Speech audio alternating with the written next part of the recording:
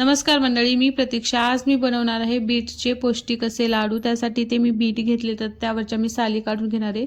साली करताना एक बीट खराब निघालं, त्यामुळे मी एक टाकून दिले आणि आता याला मी खिसून घेणार आहे साली काढल्यानंतर।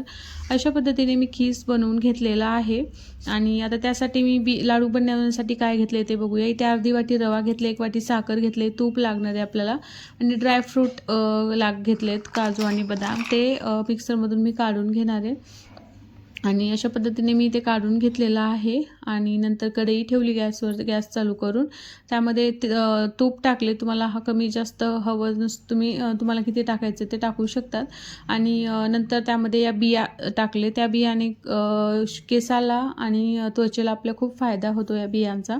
त्यामुळे आपण ज्यावेळेस ड्रायफ्रूटचे पण लाडू बनवतो त्यावेळेस या बिया नक्की टाकल्या पाहिजेत।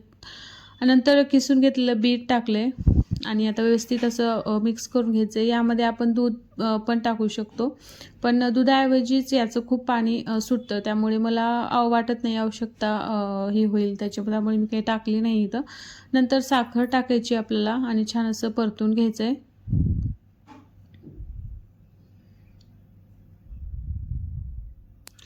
साखर छान असं परतली की त्यामध्ये आपण घेतलेला अर्धी वाटी रवा टाकायचा आहे। रवा इथे मी भाजलेला घेतला आहे, बारीक रवा घेतला आहे आणि भाजलेला नसेल तर शिजण्यासाठी थोडंसं दूध टाकावं लागतं, त्यामुळे भाजून घ्यायचं रवा अगोदरच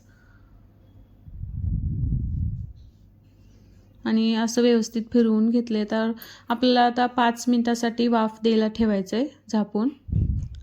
पूर्ण ते घट्ट झाल्यानंतर काढायचं आणि बघू शकता छान असं पाणी पूर्ण जिरलेलं आहे मधलं आणि अशा पद्धतीने त्याचे नंतर लाडू वळून घ्यायचे थंड झाल्यानंतर ते सगळं। आणि लहान मुलांना तर खूप पौष्टिक असतात ते लाडू, याच्यामुळे हिमोग्लोबिन वाढतं आणि ते सगळे लाडू बनवून तयार आहे। तुम्हाला हवे तशी लहान मोठे बनवू शकता। तर तुम्हाला कशी वाटली रेसिपी हे मला कमेंट करून सांगा। Bye bye.